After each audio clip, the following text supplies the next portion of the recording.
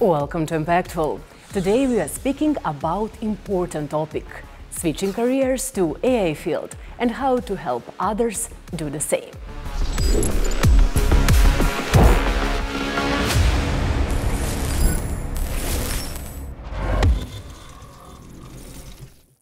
Our guest is Jacqueline Berger, a data scientist who moved into the IT field in 2023 and is now working on important AI projects. Welcome, Jacqueline. Thank you for inviting me, Brana. I'm happy to be here. What motivated you to transition your career to the AI field, and how did you begin that process? I'm based in Vienna, in Austria, and I studied Petroleum Engineering and finished in around 2009, and then spent around 11 years in the international oil and gas business. The job was really exciting, so I was on these platforms for some years, and then I moved into the more planning phase of this job, where I could help planning the jobs, support the execution, and do the evaluation afterwards. So it was lots of travel, good money and fun and action, but when I became a mother, suddenly the job didn't fit anymore to myself because it was really hard to combine family and job. So let's say the trigger or the reason to pivot was that I changed because I suddenly had a family and simply had to do something else to feel happy. And the reason I'm saying this is because I think many people in their life phases undergo some changes, may it be motherhood or something else, maybe a disease or something that strikes them, and then sometimes we need to a little bit redefine ourselves and find a new path. Originally, I didn't know I wanted to pivot into AI. It was just that I knew I want to do something else. And IT, for me, deemed to be a good industry for the sake of, I was 35. I had a young child, so I was looking for an industry that is desperately in need for people, which they were, that allows for some flexibility, having a family, which at least was communicated in the media was not a big deal to work remotely sometimes. And that's why I just said, okay, let's go in this direction. Let's try to learn programming and see what IT has to offer. Can we also speak a little bit more about the process of learning new things? So in the beginning, I thought I could just learn it on the side because I was working part-time, like 25 hours or something. And I thought in some free time, I can just do some online courses, Coursera. But I found it not to be very satisfying, first of all, because it requires some extremely strict routines to book a slot, and then with job and family, I was literally completely loaded, so that I didn't manage to find this extra time. And what happened next? One of my work colleagues said, my sister works in IT. Let's have a chat with her.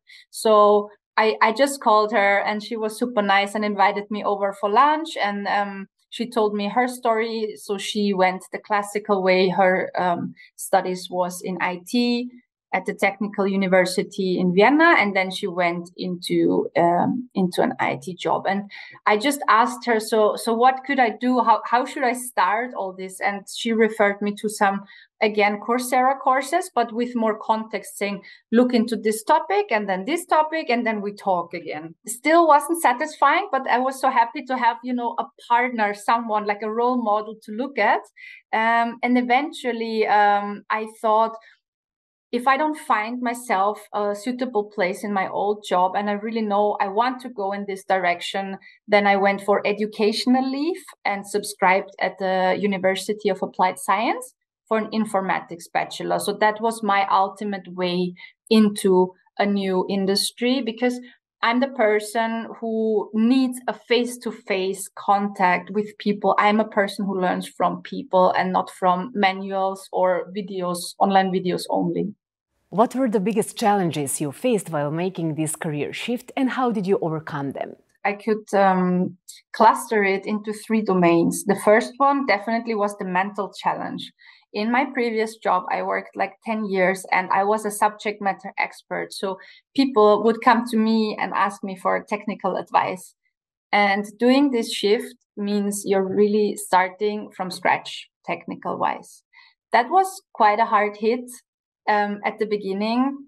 And however, I managed to overcome it by thinking, if I cannot contribute to my environment technically, what else could I contribute?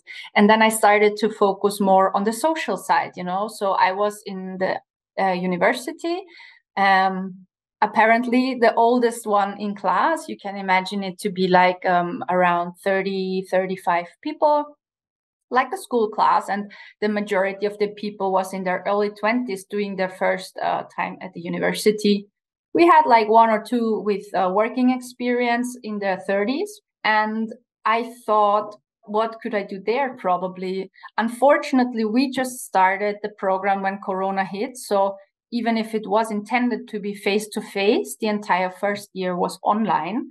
And it was nobody was prepared for that. So the university, the lecturers, the students, and as you can imagine, there were some struggles. But what happened is we met like the first 3 days, and then we didn't see each other anymore the entire year. So it was very international. People came from all over the place, the furthest one from Australia to be in this class.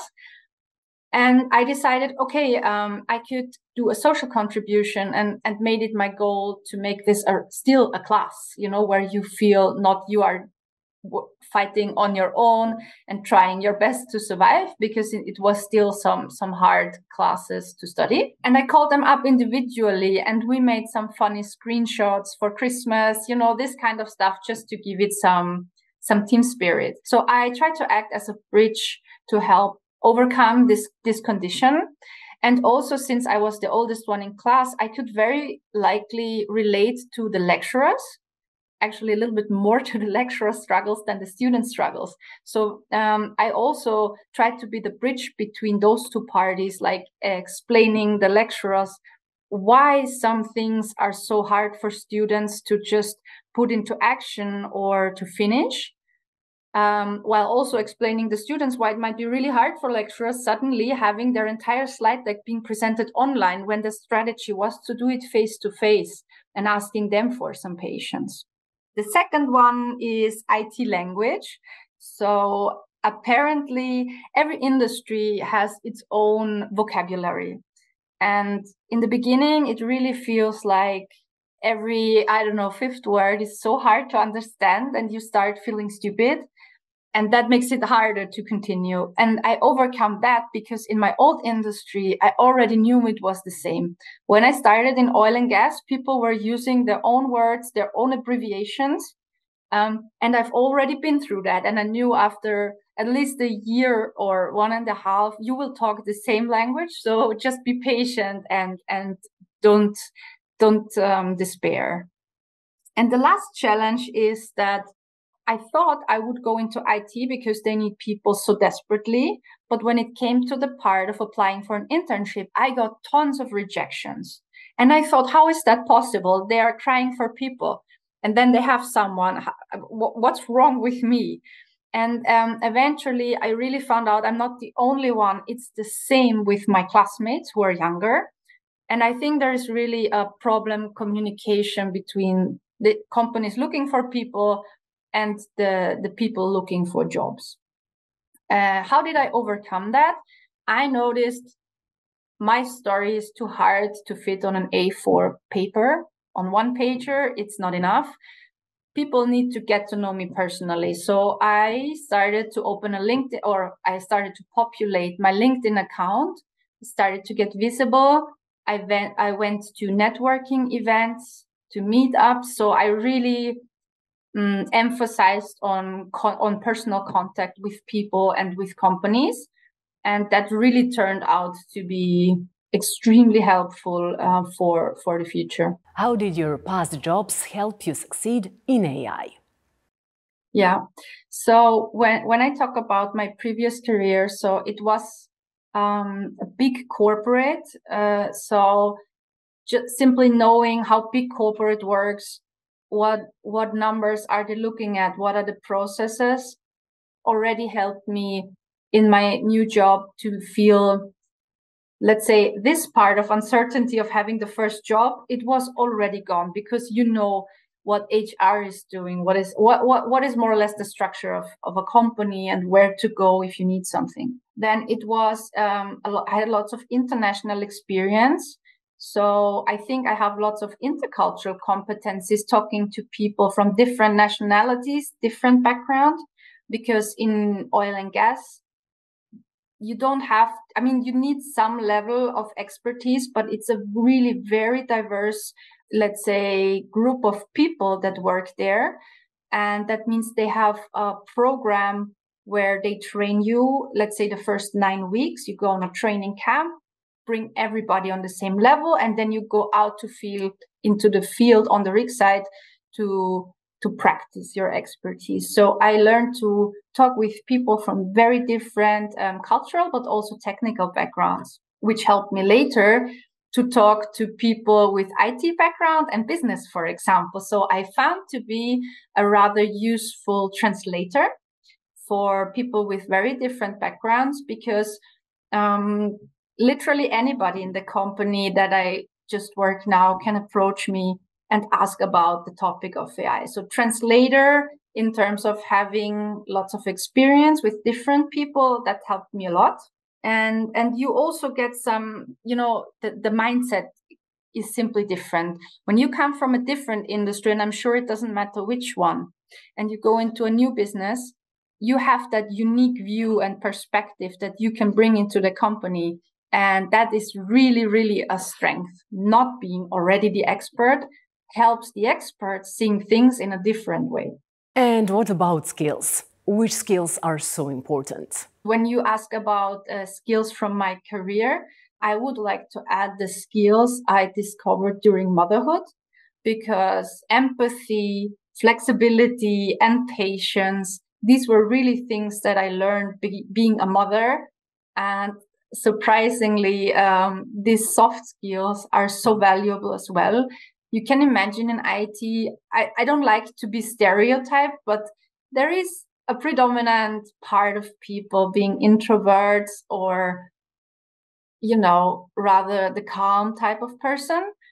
And then it is extremely helpful to have some empathy, to know what does the other side need, or what does this person want to tell the other person. That's something definitely that I took with me. What advice would you give to professionals from non-tech background who are considering a move into AI? Starting something new is not an easy task, so be patient and kind to yourself. Allow yourself to do mistakes and to not be the best. And don't compare yourself with others. So I really would recommend you compare yourself today with yourself the week or the month before. Because when I was in class, yes, there were people having much better skills in certain areas. And still now in my job, there is people that know much more than I do. And that would just not make any sense to compare apples and apples, right? So just compare yourself. And the last one is that it's really okay to be scared. Starting something new is something that is not easy and requires a lot of courage and also support from the people around you. And what I've learned is you still grow out of your comfort zone.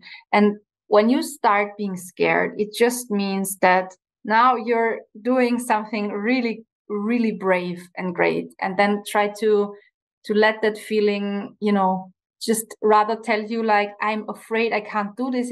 I'm afraid, it's okay. Something really great is going to happen now. We need people with all different backgrounds. So if you want to change, now is really a good time. The salaries are good, and also it gives you lots of flexibility, not only where you want to work, but also a little bit to define the job.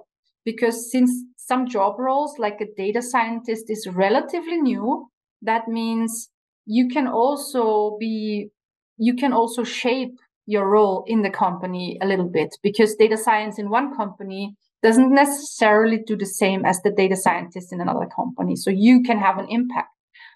For example, where I currently worked, due to my social skills, I also emphasized on the data science part of making AI relatable to everyone in the company, not only the 5% experts in the domain, but AI is also important for people working in their jobs to boost their productivity, for example. So it's important for HR, for controlling, for everyone. So, and I was able to bring this nuance of the job into my role, and it was very positively perceived from the company. So let's assume yes, I want to go there, but I don't know how to start. I would recommend the first thing you do is you talk to people, you meet people who are in that domain or in a similar domain. Why? Because looking at job descriptions doesn't really tell you much, and also knowing how to program, for example, doesn't tell you what a programmer is doing. I really encourage people to be curious and go to meetups and go to events and just talk to the people and say, so what are you currently working on? How does a day look in a life of a, I don't know, data scientist, programmer, whatever? Just go out and ask the people. Also, it helps to listen to podcasts. There is some really good podcasts already available, like yours, who is interviewing either specific job roles or people in certain companies and asking them what are their challenges with AI. So if I may refer you, one podcast is, for example, state of process automation, where the interviewer asks different people about their challenges in the company with automation, and lately also very much in the context of AI. That is extremely interesting to listen.